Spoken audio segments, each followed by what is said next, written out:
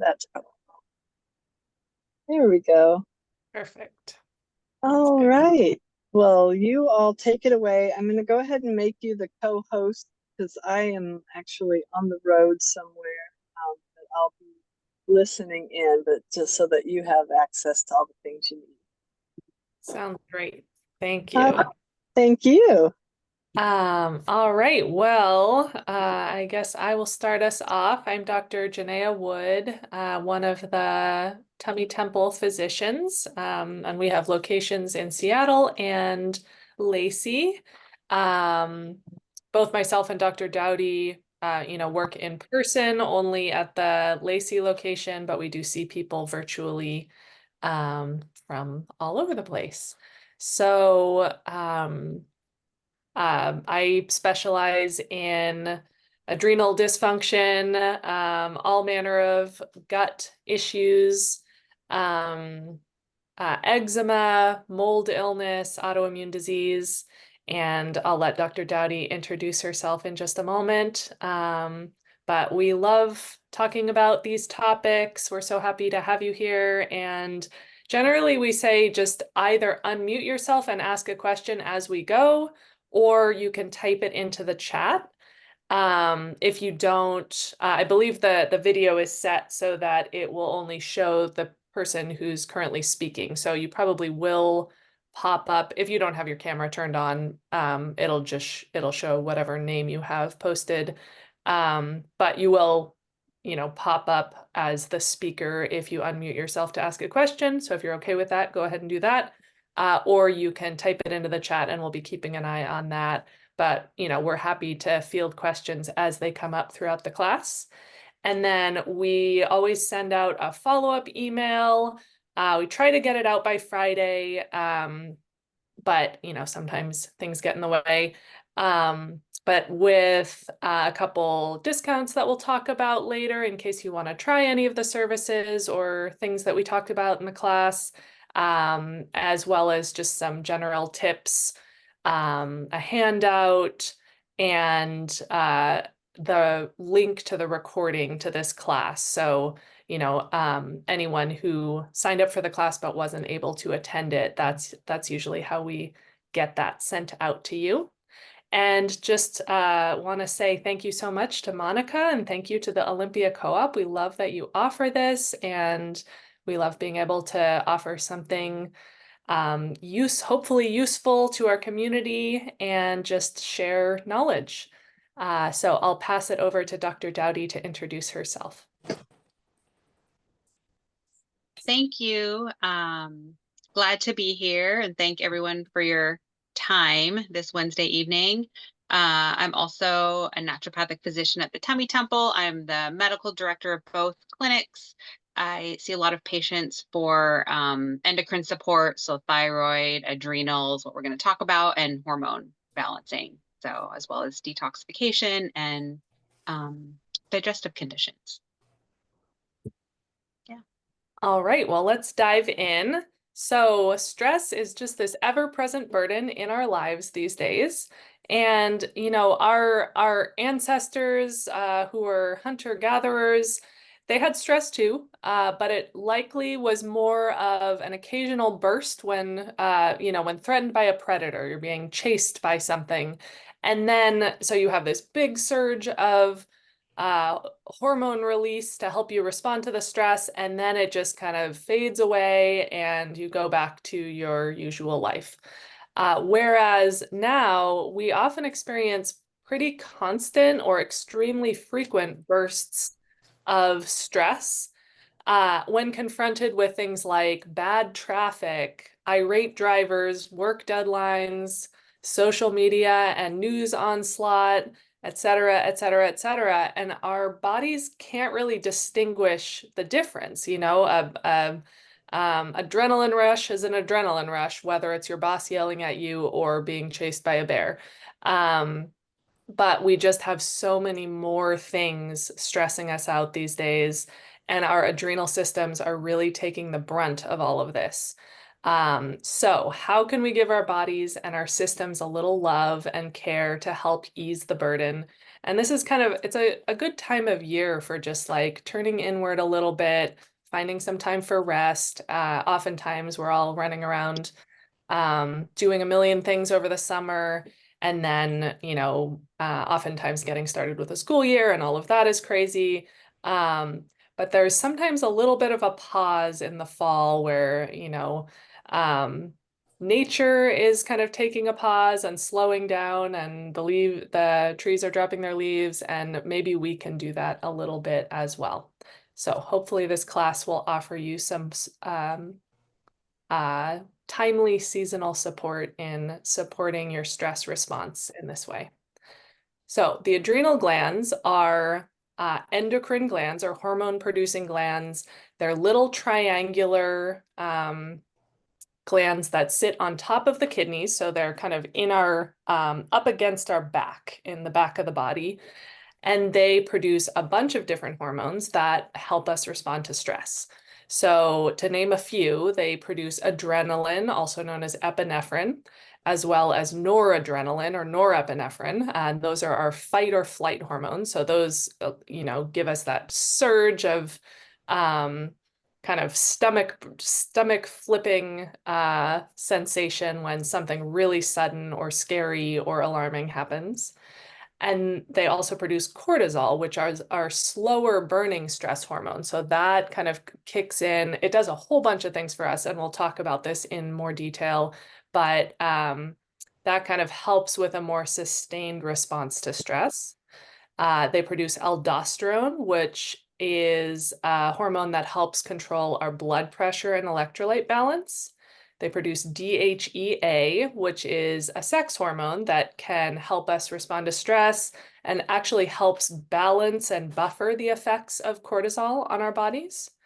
And actually DHEA can then be converted into either estrogen or testosterone, depending on kind of what our body needs and genetics and environmental factors, a whole host of things. And then there are a number of other androgenic, sort of like testosterone-ish, or in that family of hormones as well. So a little bit deeper dive on cortisol, since that one is really key in what we're talking about today. It's great to have. We absolutely need cortisol to be alive, but we don't want too much of it, and we want it released at the proper time of day. So ideally, it should spike in the morning, and I'm actually gonna share, do a screen share to show you what I mean as I'm talking about this. Let's see.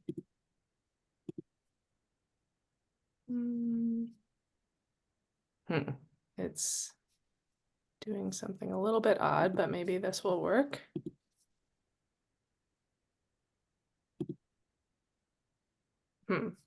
Okay, maybe I don't have permission to do that.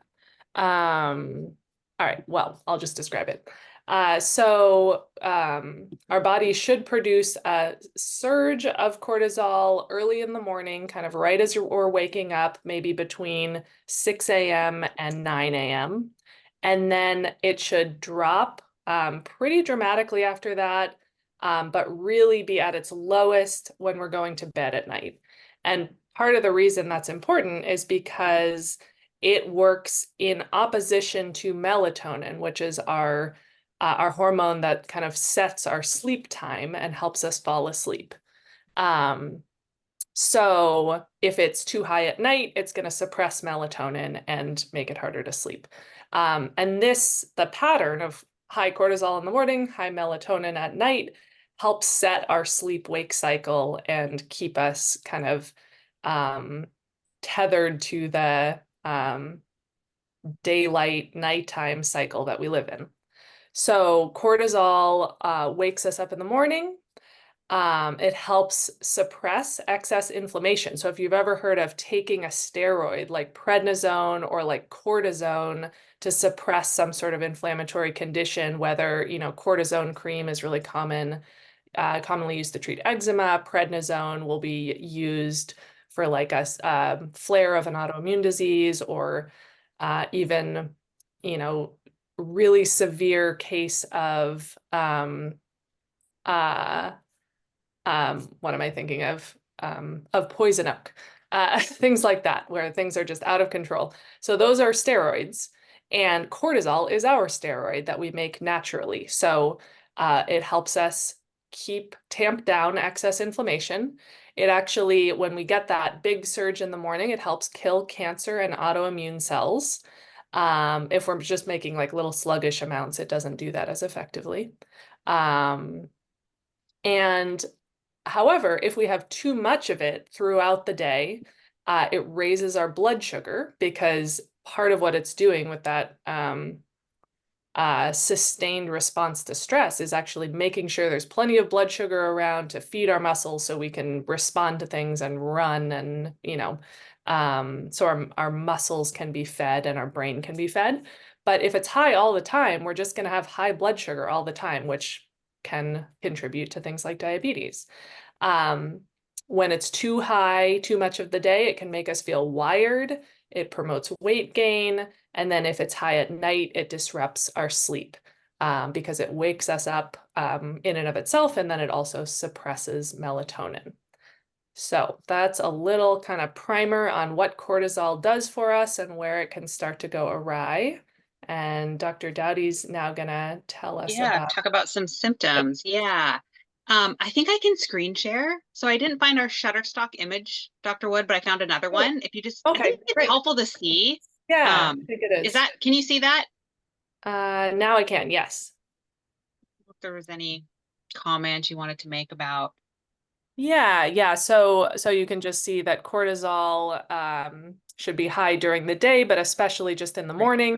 Yeah. And then it goes down. It should be like pretty low by the evening and really low at its very lowest by bedtime. And if it stays high, it's not going to allow melatonin to rise like that. So ideally, we get this rise of melatonin early in the night that helps tell us it's bedtime, helps get us to sleep initially. So those two things really work together and are sort of polar opposites in a way. Oh, but they're intricately connected, like a lot of the steroid hormones are. Absolutely. Yeah. Thanks for sharing that. Of course. All right. So what are the different symptoms that someone might experience if their adrenal glands are exhibiting some degree of dysfunction? Commonly fatigue and lack of energy just to get through your activities of daily living. We also see mood imbalances, anxiety or depression, and even just mood swings and irritability. Again, just depending on, is this a hyper functioning or hypo depleted adrenal state? Insomnia. So that could be difficulty falling asleep, like we saw with the cortisol melatonin graph. It could be difficulty wakening and not feeling rested in the morning from a night's sleep. And then also mid-sleep interruption and disturbances too. We also see difficulty with the ability to lose weight when there's an adrenal gland dysfunction. Cognition can be impacted. So poor memory or just a difficulty with information retention. Muscle and joint pain and even joint weakness will be exacerbated in deficiency states and insufficiency states of cortisol. And then cortisol actually has action on our elastin fibers in our skin. So a propensity to have excessive stretch marks on the body, and then easy bruising can also be a symptom of adrenal gland dysfunction. And then because of the connection with the hormone and aldosterone and fluid balance in the body, we can see high or low blood pressure. We'll talk a little bit more about that later. Salt cravings is probably the #1 food craving we hear a lot about from patients with adrenal gland dysfunction. And then because of the role of that organ in the endocrine triad, the triangle of endocrine secreting organs being the adrenals, the ovaries in women or testes in men, and then the thyroid, we will commonly see irregularities in menstrual cycles in someone in their reproductive years, in their fertile years. And that's just, again, this very sophisticated art dance between all of those systems together. So let's talk more about what is happening physiologically when someone's experiencing those symptoms. So we'll start with fatigue and energy production. So an abnormality in adrenal function can actually hinder every single cell's ability to produce energy. ATP is the currency of energy in the body, and every single one of our cells are working hard every day with the organelle inside of it to produce that. So people who have a hard time waking up in the morning, or who have dips of lower energy throughout the day, very commonly have abnormal adrenal rhythms upon testing, and they also tend to have poor blood sugar regulation upon testing.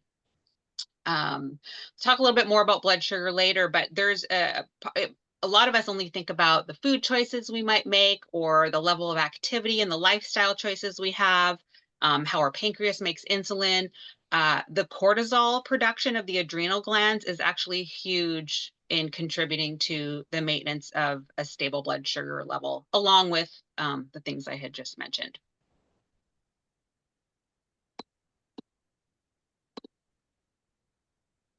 Oh, you're muted, Dr. Wood. Sorry about that. Okay. Additionally, the adrenals have a huge effect on our immune function. So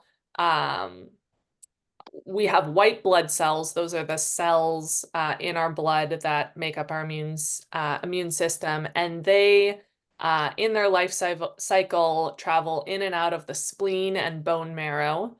And this is a process that kind of works within the daily cortisol rhythm. So that that cortisol production and surge and trough throughout the day really affects this cycling of the white blood cells through the spleen and bone marrow. And if that cycle gets disrupted, especially at night, then the immune system is really adversely affected by that. So short and long-term stress is very well known to suppress the immune response. And, especially in the lungs, the throat, the urinary tract, and the intestines. So it can predispose to respiratory infections, whether it's like upper respiratory, like a cold or sinus infection, or lower respiratory in the lungs. Can predispose to urinary tract infections and to gut infections because we just don't have the immune response that we should. And part of that is we'll actually have lower levels of a certain type of antibody called secretory IgA, meaning we secrete it, we put it out onto the mucous membranes of the body. So that includes all the way through the gut. That includes, we have mucous membranes in the uterus and vagina, and in the bladder and urethra, and in the mouth, throat, sinuses. All of that is mucous membranes. We put out this special antibody, IgA antibody, all over that to help defend us against infections. And the level of that antibody goes way down when the adrenals are not working well. So we'll see a reduction in resistance to infections. And then that's also something we tend to check, Dr. Wood, right? On patients who come in who are like, I'm always sick all the time. That's something we think about assessing. Yeah. There's a blood test to assess that. Absolutely. Really, and it can be checked on stool testing as well in the gut to see how it's doing there. And then allergic reactions might increase as well when this is happening. The skin is really affected as well by adrenal function. So human skin regenerates mostly during the night. And so with higher nighttime cortisol levels, and so this is actually an effect of too much cortisol at the wrong time of day. We actually get less skin regeneration taking place. So it's essentially like our body is perceiving stress, spiking cortisol at night when it should be low, and And the skin is therefore not getting its chance to do its regeneration. So normal cortisol rhythm is actually essential for optimal skin and actually hair as well. The thyroid really impacts hair growth and hair loss, and that's sometimes the first thing we think of when someone's losing a lot of hair, like an abnormal amount. But actually, when the adrenals are dysfunctional, that can cause a lot of hair loss as well. Yeah, and muscle and joint function can also be affected by adrenal rhythms. Uh, Cortisol can compromise tissue healing. A common side effect from steroid medications topically is like thinning of the skin. So with that comes an impaired wound healing and tissue healing. It can also cause excess breakdown of muscle tissue and joint tissue, so it can contribute to chronic pain syndromes. And that's because cortisol as a hormone is in the catabolic category, meaning breaking down, versus anabolic, building up. So again, it's all about being in balance and also having that hormone cortisol at the right time of day so it can perform its action on the target tissue appropriately. Bone health is greatly impacted by cortisol. It affects how we build our bones. As Dr. Wood was mentioning, if our nighttime cortisol levels are chronically elevated, we don't get the reprise to be able to rebuild our bone very well. So we are more prone to osteoporosis. Stress is very damaging to bone tissue. And then especially if someone is a postmenopausal female, that is going to be exacerbated by just the natural lowering of the estrogen and female hormones that happens during that time. So a compounded effect with stress and cortisol. Additionally, our stress response and adrenal function really impacts allergies and autoimmune disorders. So more than 50 years ago, Dr. Jeffries discovered that patients with environmentally triggered allergies and as well as autoimmune diseases dramatically improved when given cortisol for other purposes. And then more recently, German researchers reported that disrupting the adrenal function and the related cytokine, which is a different type of chemical signaling in our body relationship, leads to a predisposition and aggravation of autoimmune disease.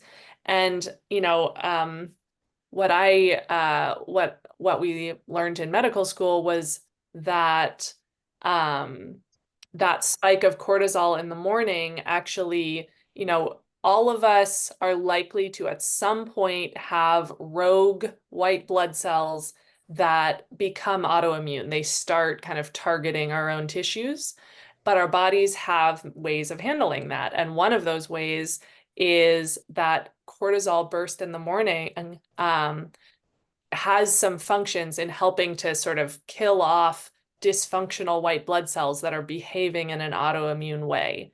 And so having really functional, happy adrenal glands is very protective against autoimmune disease.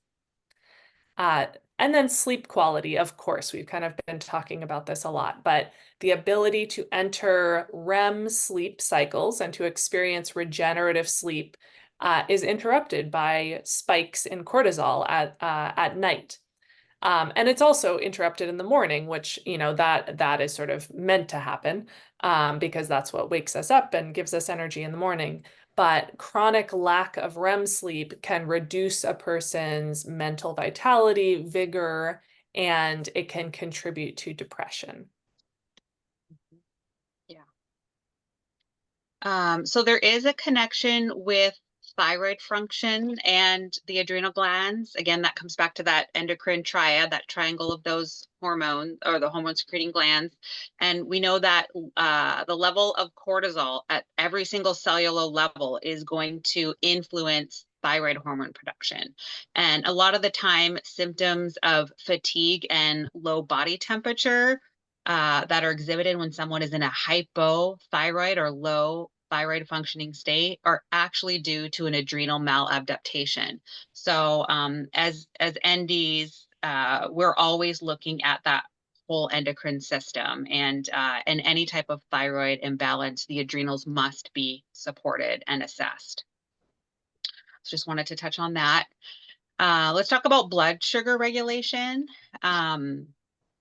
So this is kind of a chicken or an egg scenario where chronically being hypoglycemic or having low blood sugar can impact your adrenal function by this cue and signal to produce cortisol to address with the fact that the blood sugar is low. But on the other hand, this recurring exposure to higher levels of cortisol is going to lead to insulin resistance and potentially impaired and dysfunctional insulin activity from the cells in the pancreas that produce that hormone, which when it goes on long enough is type 2 diabetes, insulin resistance. And we see this play out clinically when patients experience rapid weight gain and are battling with obesity, which, underlying is an endocrine disturbance and a cortisol imbalance. We also see it when blood lipids, so cholesterol levels, are imbalanced. And there's an association with emotional disturbances that I'll touch on next with the blood sugar imbalances. And overproduction of cortisol in excess at the wrong time absolutely contributes to central adipose deposition. That's just the medical terminology for belly fat being deposited around the midsection. So as, again, cortisol increases, blood sugar increases, and then we have insulin being increased from the pancreas, and all of those things additively are going to contribute to weight gain and the inability to lose that excess weight around the midsection. So I mentioned there is potentially emotional disturbances connected to cortisol. And there have been some publications connecting a condition called endogenous depression, which is basically a type of severe depression due to a genetic predisposition or a biochemical imbalance and not an environmental trigger. And patients with this endogenous depression have very elevated midnight salivary cortisol. So if you remember from the initial graph we shared, cortisol should be at its nadir, that's the bottom of the U at the midnight point. So we see high midnight salivary cortisol. It's one of the best diagnostic tests in confirming a diagnosis of endogenous depression. And there are usually other anomalies associated with that, but they're absolutely emotional and behavioral changes. On the other hand, if we think about daytime cortisol elevation and disruption throughout the day, that is often correlated with attention deficit disorders, so ADD diagnoses, and intervening or diagnosing for sure someone's cortisol pattern throughout the day and then creating an intervention around that imbalance, whatever it is, day or night, is actually effective in seeing a difference clinically in someone's emotion, behavior, blood sugar, and all the things we just mentioned. Yeah, so that leads us into talking about assessment. We can look at cortisol levels in the saliva, which is great because it's non-invasive. It doesn't involve a blood stick. It is actually measuring the free cortisol hormone, not what is bound to a protein. And the free hormones are what are being metabolically used and active in our tissues. So Dr. Wood and I use saliva samples throughout the day to map someone's cortisol on that diurnal curve, which is a way for us to evaluate how is someone's stress response, how are they doing. It's easy to collect and it's a very accurate measurement. Other things we often will look at besides the 4 or 5 point cortisol throughout a 24-hour period is looking at insulin. So someone's insulin response to a carbohydrate challenge, we will test that. We'll often look at DHEA and DHES, sulfated DHEA. It's a very prolific hormone. There's more of it circulating in the body by 10,000 times compared to estrogen. It's a very potent hormone. It's called a neural steroid, and it grossly affects cognitive processing and then emotional regulation. And there's a few other hormones, but I don't want to get too technical. So I think it'd be a good time to maybe share. I'm going to share the picture of Sure, the yeah. I'll see yeah. if I can get screen share to work. For some reason, it's not, I have it pulled up, but it's not really giving me I'll let you screen share. options Okay. to screen share, yeah. Did it earlier, so let's see if I can do it again. And then we have a chat. I haven't looked at the chat yet, but I will in just a moment. Yeah, So let I don't see anything yet, but if anyone's got any questions, please let us know. Am I in screen share mode yet? Not yet? Not yet. I'll try again.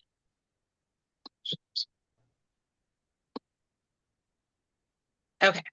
This is just to share that all of these hormones, there's this dance and a lot of different enzymes involved in the process of creation of them. So here's cortisol. You can see my cursor circling over it. But yeah, all of our hormones come from this mother molecule of cholesterol and can go down various pathways. There's DHEA that we were talking about, and aldosterone, and then here's our cortisol. So it's not simple, and it's not black or white. It's this dynamic, fluid dance that's happening every day and at different times throughout the day. Just wanted everybody to see that. It's a beautifully sophisticated system. And I think that's all I was going to say about testing. Yeah, so let's start talking about what we can do to support ourselves. So first things first, one of the most basic things we can do is eat healthy, wholesome foods. So, you know, like Dr. Doughty was saying, the blood sugar and insulin affects the adrenals, and the adrenals affect the blood sugar and insulin. We can really support that by eating foods that are whole foods, like in their most complete form. So ideally, like whole grains like quinoa or amaranth or brown rice, wild rice, things like that, beans, lentils, you know, wild caught fish, grass-fed and finished meats, foods in their most basic form that are going to have a lot of protein and fiber and natural fats in them. And those are the foods that don't spike our blood sugar very much. They give us like a nice kind of easy, slow increase of blood sugar after we eat them. And that is really helpful for the adrenals. So what, you know, I generally talk about it as an anti-inflammatory diet. So focusing on really wholesome whole foods, generally reducing or avoiding foods that tend to be inflammatory, such as highly processed foods, cane sugar,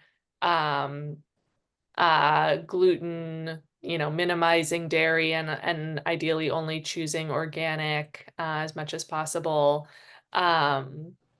All of those things, and then getting a lot of variety of fruits and vegetables and whole grain seeds, etc. So I will send out, when I send out that email after the class in the next few days, I will attach a handout on the anti-inflammatory diet, and it just gives a little bit more guidance on that, on what foods to emphasize, what foods to de-emphasize.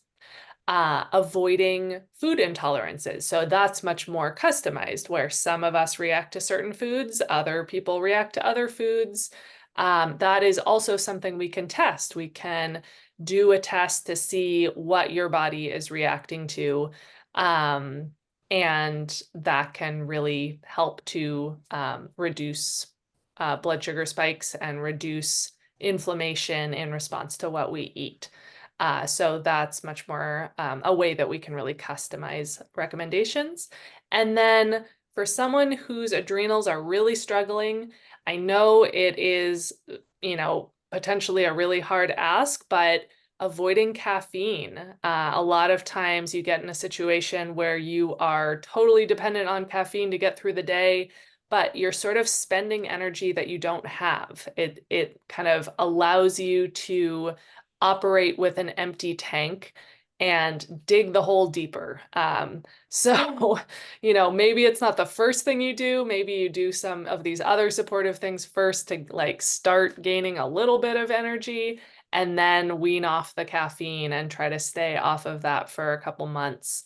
Maybe not ever need it again. If you can get your adrenals really happy and healthy, you can just have coffee as a treat once in a while, or have organic decaf or something like that, because caffeine is kind of this crutch that really is not so good for us. Let's see, we've got a couple questions. Is saliva the only way you test adrenal function? I will often put cortisol on my blood panel that I'm ordering for someone. It's not as good of a test, but it's often covered by insurance, and we can just like throw it on there with other blood tests that we're doing. And then you can't test 4 or 5 times throughout the day if you're doing a blood test, because you can't send someone to the lab for 5 blood draws in a day, send them in at midnight. That's not going to work. But I'll have people go in before 9 a.m. For their blood draw. And so we'll get an idea of what their morning cortisol is doing on their blood test. So yes, that is another option. And do we see senior clients who are on Medicare, Aetna, supplement insurance? We are not in network with any insurance. We can issue a super bill, and it depends on your Aetna plan whether you would be able to get reimbursement.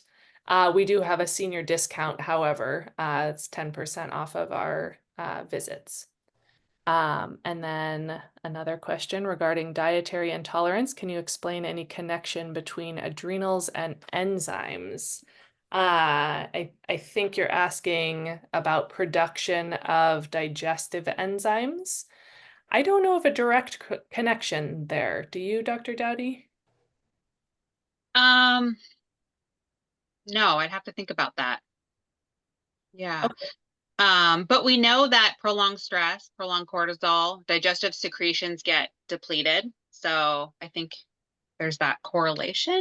Yeah, if we're really wired and in a stressed out state all the time, it may be not because of adrenal dysfunction, but just because of the current stress, we just don't produce digestive juices, which would include stomach acid, digestive enzymes, and bile.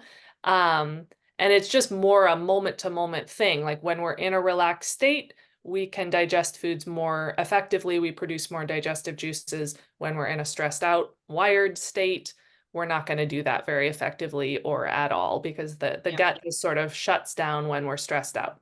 So it might not be like because of adrenal dysfunction necessarily, but it's sort of another result of chronic stress. Yeah. Okay.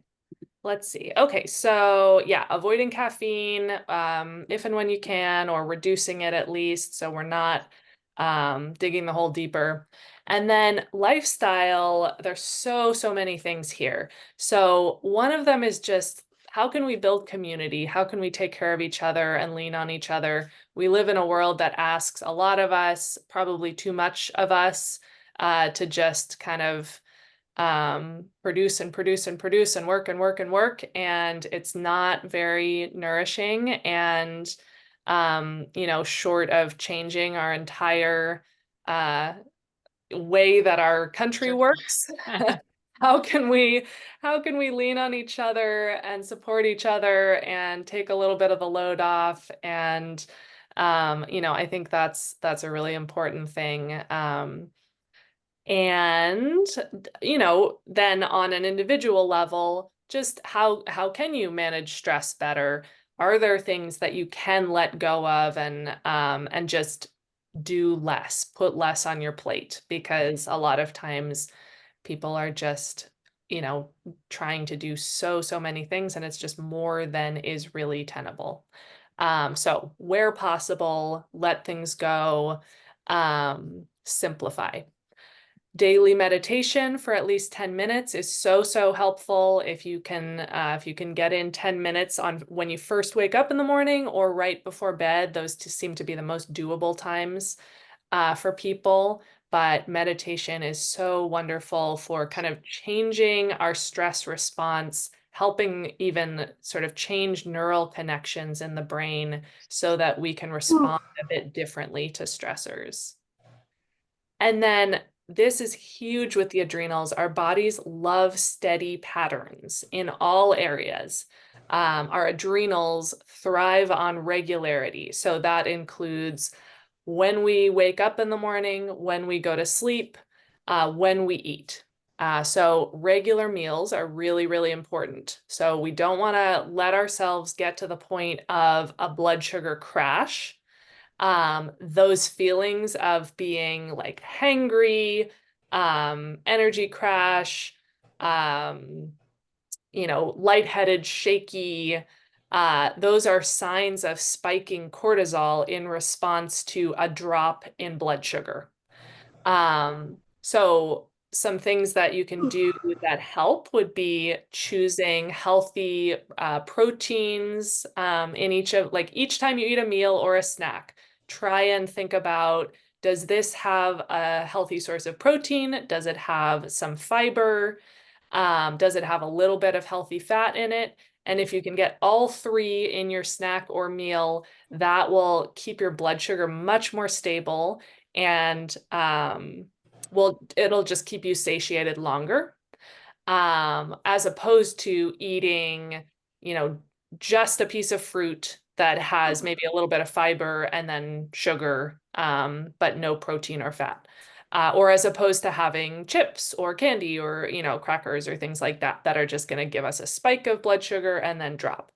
And then carrying a snack with you is actually really important, so that, if you are on the run and you don't have time to stop somewhere, you've got something in your purse so you can stave off that blood sugar crash that just is really hard on our stress response system. A couple examples would be combining your fruit with some nuts or seeds. So that adds a little bit of healthy fat and fiber to the fruit, which also has some fiber. Or hummus with veggie sticks. So the hummus is really rich in fiber and protein, and has a little bit of oil, like olive oil, in there as well. And then the veggie sticks add some additional types of fiber and just variety. Or a turkey roll up with avocado and hummus is another example. So those are just a few things that are quick and easy and meet all of those recommendations of balancing blood sugar, keeping it stable. Let's see, I think there's a couple more questions popping up. I have one: kidney due to childhood accident. Never was told what happened to my adrenal gland on that kidney. Oh. It probably was not taken out, but it's hard to know for sure without imaging. But it's likely that they left it. Is water processed decaf coffee okay? And does it have the same antioxidant benefits as caffeinated? I'm not sure about the antioxidant benefits, but I think yeah. there's less of a cortisol spike without the caffeine for sure.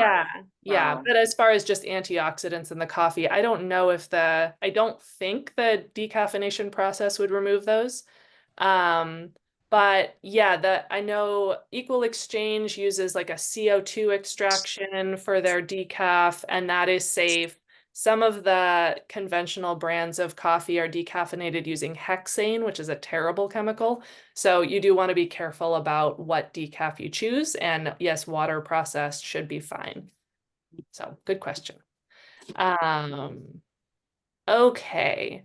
Other things you can do are A really, really impactful, beneficial thing you can do is to go outside for at least 10 minutes in the morning, every morning before 10 a.m., and get a little bit of morning daylight exposure, non-filtered through windows.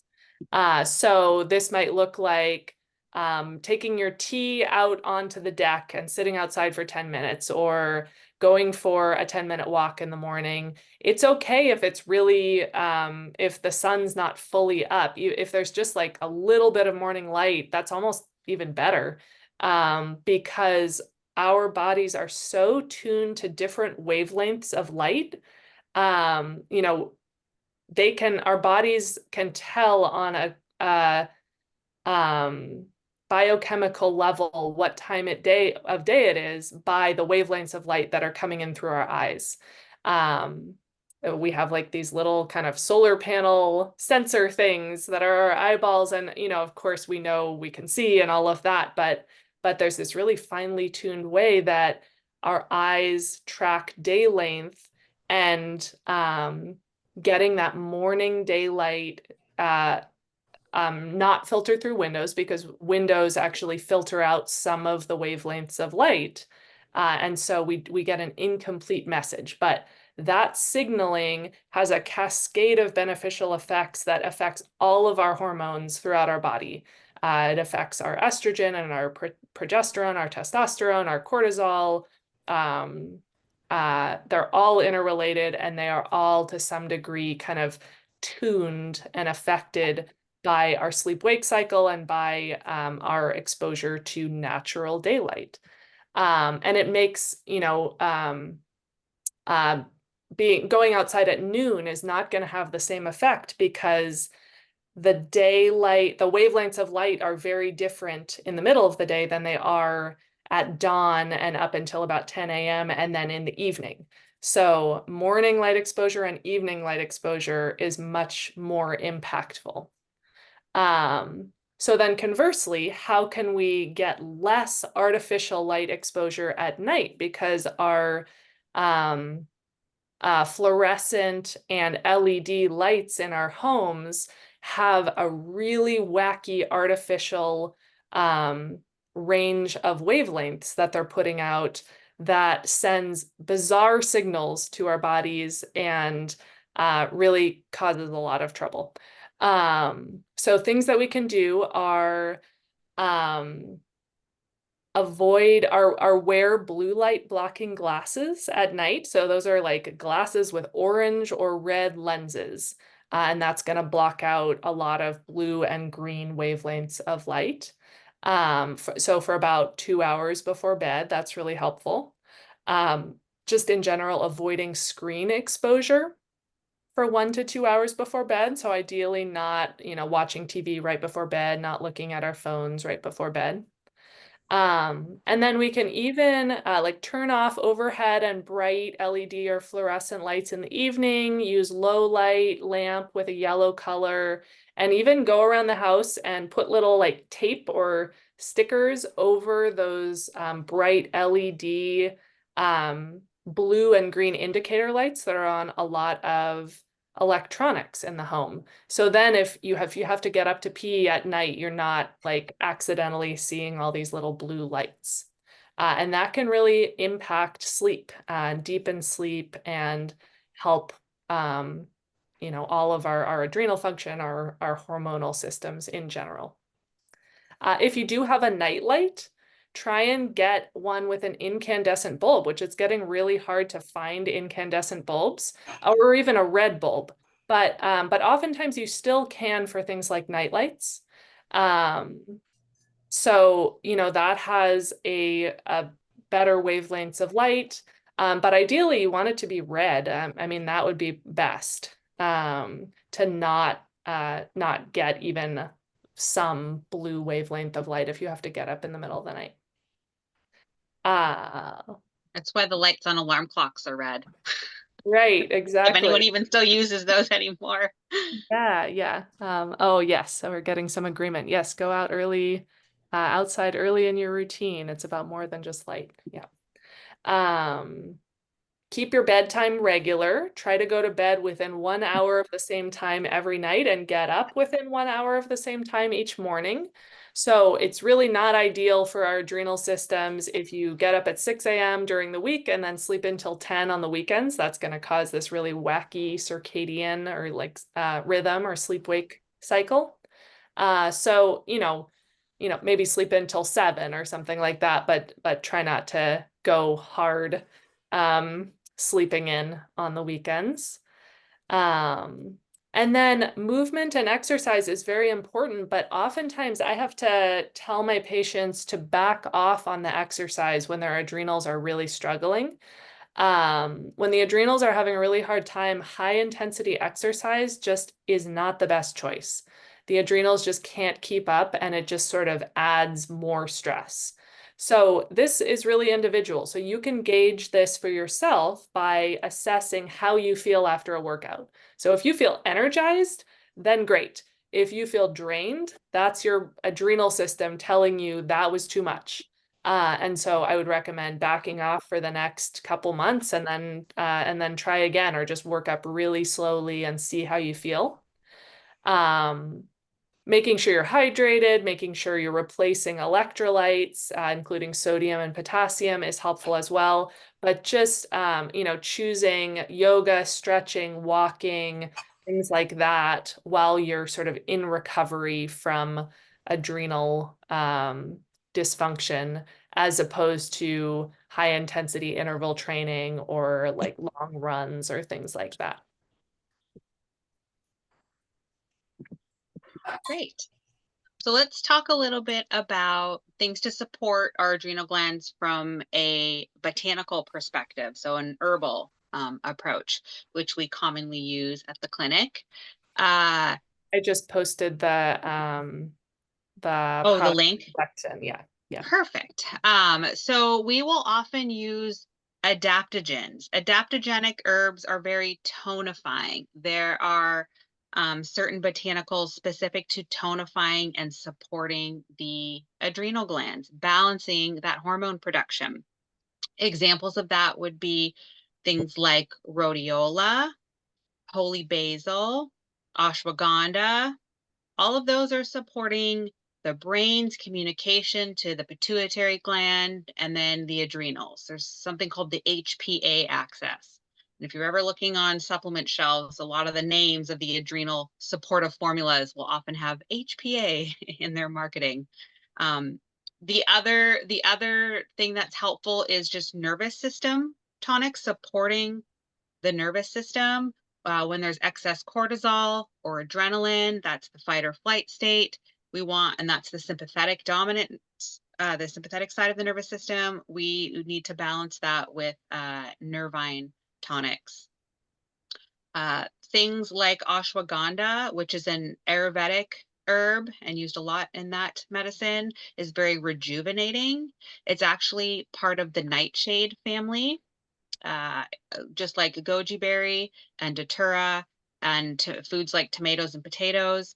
Ashwagandha is a very common ingredient in an adrenal formula because it helps us just cope with stress and it tones that organ. It helps support the optimal production of cortisol. There's another root called maca, a Peruvian root called maca. It also helps our body cope with stress. It helps balance hormones. It's another adaptogen. It's another tonifier. There are lots of herbal teas out there. Tulsi tea. Tulsi is another term or name for holy basil. It can be used as a daily tonic. It helps support a positive mood, someone's emotional well-being. It helps tonify the vagus nerve, the parasympathetic tone, the rest and digest tone of the body, and again, helps us cope with stress. So a lot of these herbs can be used in tea form. They can be taken in tincture, and they're very commonly put into different capsules. And one of our really popular formulas that we use is by a company called Gaia Herbs, and it's the daytime HPA. Again, hypothalamic pituitary adrenals, why they call that formula. They give it that name, and it has all of those ingredients. And I'd say commonly we see states of adrenal fatigue and depletion and insufficiency. So we're looking to nourish and build up and tonify those glands. We also occasionally see states where someone has excess cortisol or cortisol at the wrong time of day. So that, say, peak in the evening when it should be low. So we see sleep disturbances and insomnia and emotional stress and mood imbalances. And for that, we'll commonly use a formula that has called Cortisol Manager, actually, that has theanine and magnolia and phosphatidylserine. Those ingredients are known to reduce cortisol. So, and there have been some clinical studies on the Cortisol Manager product, specifically comparing it to placebo and seeing how it changed cortisol levels on testing. So this is something we use often when there's an insomnia piece. So we wouldn't be using magnolia during the day because that was going to turn off cortisol, and we need it during the day. It's what helps us wake up in the morning and feel energized and then sustains us throughout the day. So those are just a few examples of some of the commonly used botanicals that we've added to the Healthy Routines collection too, for anyone who's interested. All right. And then a couple other types of supplements that we frequently use are just B complex. Our adrenals need a lot of B vitamins. And so that's sometimes will be included in adrenal formulas. It's not included in the ones that that we've mentioned. So we just give people B vitamins. This is really important to choose a good quality B complex, because some of the ones from like Costco or Target or just your average big box store have synthetic forms of particularly folate, which is called folic acid. And that's a really common term. That's kind of what we know the vitamin as. But if it says folic acid, that's the synthetic form. And that can actually really mess people's systems up, kind of depending on your genetics. Some people do sort of okay with it, but it's just kind of like the junk form of the supplement. So just make sure you choose a good quality B complex from a reputable company, and ideally one with, it should say folate or folinic acid or MTHF, 5-MTHF. Is a pre-activated form of folate or of folic acid. So anyway, quality really matters when we're talking about B vitamins, but the adrenals thrive on B vitamins. They need a ton of them. They especially need a lot of B5, pantothenic acid. So, and when we're under stress, our B vitamin requirements increase. So that's really important. Oftentimes people with adrenal dysfunction, especially when the hormone is low, have low blood pressure, which can mean that the blood's not getting all the way up to the brain. It's not getting all the way out to the fingertips and toes.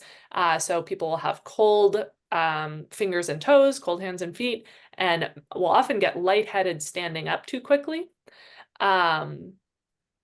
I always try to give those people electrolytes. The one that we often use is called E-Lite. It's a really simple one that doesn't have any dyes or fillers or anything added. And it's a concentrate. So a dose would be 1 capful added to like 32 ounces of water, 1 to 2 times a day. So a lot of times people need more electrolytes to help support their blood pressure. And maybe even a little extra salt. So sometimes I'll have people add a pinch of sea salt as well. And then the licorice, which can be is a wonderful adrenal herb. It helps raise blood pressure. And that can actually be really useful in these cases. You know, someone with high blood pressure wouldn't want to take a whole bunch of licorice because it doesn't happen in everybody, but often enough it can raise your blood pressure. But in people with really impacted adrenals, oftentimes you want to raise blood pressure to help the person feel better and help get perfusion of blood to the brain. So licorice and electrolytes are helpful for that. And then finally, we don't have this one in the product collection that I posted the link to because the company won't let us post it on our website, but we do carry this in our clinics.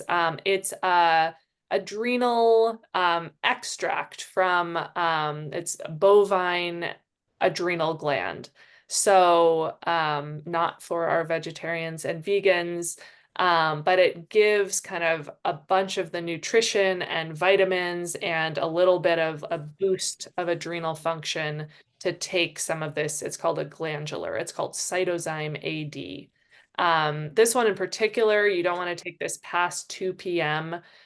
Because it can really keep you up at night. It's quite stimulating, but it can be really useful with someone who is having a lot of adrenal issues. I will just use I want to say a caution, which is if your adrenals are really struggling and you're like, well, I don't have the energy or time to do all of those other things you talked about, the lifestyle and diet and all of that, so I'm just going to take a supplement. You can actually, like it will often work initially. You will feel better for a time and then you'll crash even harder. So if you don't kind of address the reasons why you got into this state in the first place, whether it's, crazy work stress or just an untenable schedule, and you just take a supplement, it will probably help you feel better in the short term, and then you might feel worse in the long term. So you kind of gotta like do some of the other things as well and not just rely on supplements. But the glandular can be really useful. And then, this would be a more advanced treatment, but in really difficult adrenal cases, we can actually prescribe oral cortisone, which is basically, it's almost exactly like cortisol that our bodies make, but we're just giving a little extra in a prescription form. And so that can be in the short term, that would be like maybe for 3 months or something, you would take some pharmaceutical like replacement steroid, and you're not taking enough to suppress your immune system, you're just taking enough to bolster adrenal function. So that's something that we will sometimes do when it's really needed. And then finally, there are some therapies that can really help people feel a lot better and kind of help rehab the stress response and just nourish your adrenal system. So that includes craniosacral therapy, which is something I offer in my practice. It's a really healing, soothing modality working with the alignment of the cranial bones. It's sort of meditative. It's also really helpful for headaches after whiplash or head injuries, but just kind of learning how to relax. It's very helpful for that. Massage is very helpful. Acupuncture is very helpful. Cognitive behavioral therapy. So all of those things can be really useful tools as well. And then I just want to touch on timeline. So the adrenals move kind of slowly. This isn't a quick turnaround. It's like a rebuilding process. And so I look at this as, at least 3 months, we're going to be working at this. So, if you're going to take a supplement or avoid caffeine or make some of these changes, just think about it as like this season, we're going to be working on this the next 3 months. So that's usually the pace at which the adrenals recover. So let's see, there's one more question. How does ketosis affect cortisol? I don't know if I know the answer to that. Do you? I mean, I know that like caloric restriction and even degrees of intermittent fasting are going to be perceived as potentially a stress, and cortisol would be produced and increased. But I think there's a lot of factors, so it's kind of individual for sure. Absolutely. I would say it's Yeah. very individual. I know I mean, intermittent fasting, for example, I know that wasn't quite your question, but intermittent fasting affects men and women very differently. And a lot of times men can, fast for a big chunk of the morning and their blood sugar, their cortisol doesn't spike as much. Their blood sugar isn't as impacted. They don't get the crash. Whereas some women can manage that, but it tends to impact women more. And women actually can still do intermittent fasting. The research is still kind of catching up a little bit on how that affects women differently, but it actually works a lot better. We have figured out if you break your fast earlier, like, start eating at 10 and then stop eating sooner in the evening or in the late afternoon. So like moving the whole eating period earlier in the day tends to work better. So yeah, it's so individual. It's a little hard to say how ketosis will play into that. Probably for some people it would spike cortisol, but it's going to really vary. All right. Well, we are wrapping up. We're nearing the end of our class. Thank you for for sticking with us a couple minutes late. We did want to offer a couple of discounts. If you'd like to try any of the things we've spoken about today, I shared that link to the product collection, and we have a discount code, all caps adrenal help. I'm just going to post it real quick.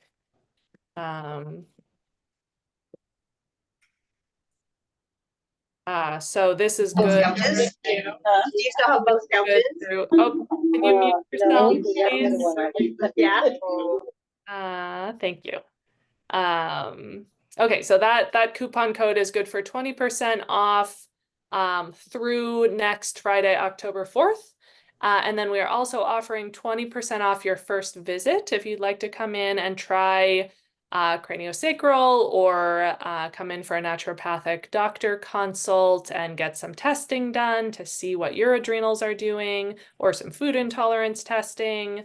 It does need to be, you need to call in to schedule within the next week to take advantage of that 20% off. But you can book it for further out. Just needs to be, this booking needs to be made in the next week. And just again want to say thank you so much, Monica, and thank you to the Olympia Co-op for hosting us. We appreciate you very much. Any other closing remarks, Dr. Doughty? I don't think so. Thank you all for being here. We're happy to serve you. I just added the website and our scheduling phone number, and there'll be a follow-up email that'll have that information also in it. Yes, yeah. Keep an eye out for that. We will try to get the list of emails from Monica by, we're hoping to get that by Friday so we can send that out, and the link to the recording. Yeah, we will get that out as soon as we're able. Thank you so much for being here. We appreciate you. Thank you so much. Have a good night. Have a good night. Bye, everyone. Bye.